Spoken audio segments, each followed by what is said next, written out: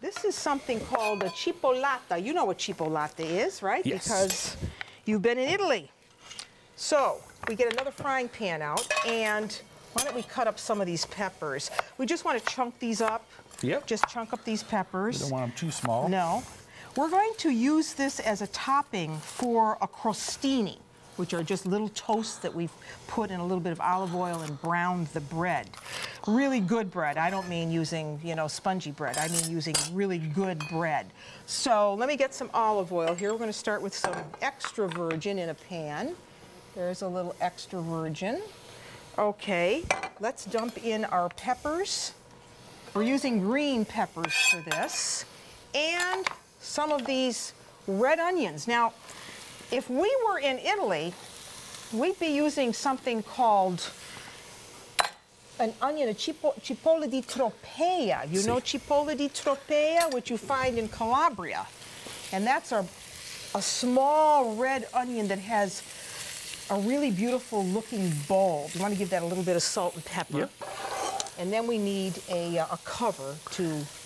Now these would be the onions that we kind of see around here that we sometimes have heard called bunching onions, right? Yes. Sometimes they have little green tops to them. Yes. And or the spring onion is, I guess, what we would think of it here in New England. Adding just a hint of red pepper flakes. A little bit more oil, I think. We'll give it a toss and then cover it up for a minute or two. Cover that up. And then with that, we're going to have some fresh basil. I mean, these onions, this dish is like a nice side dish, actually. You could also probably have it with the polenta as well. Yeah. So as soon as these are cooked down, we can add our fresh basil, and then we can go from there and plate up those crostini. Sounds good.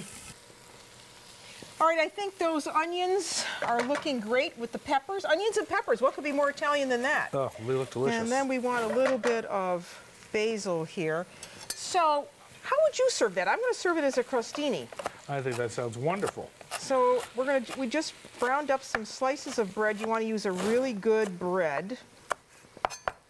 And so here we have some, just in a little bit of olive oil. So, chef, we're going to put this together like this.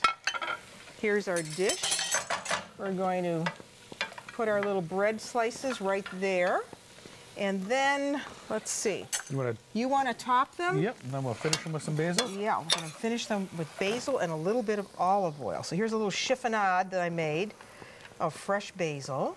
And this is a great starter.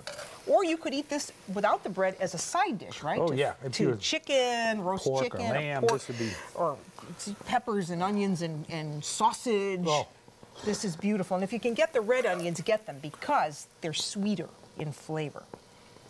Beautiful. There we go. Looks great. And then just a little chiffonade of basil over the top. And maybe, chef, and then just a little chiffonade of basil over the top. And maybe, chef, just a little drizzle. Oh, I think that's called for. Of extra virgin olive oil.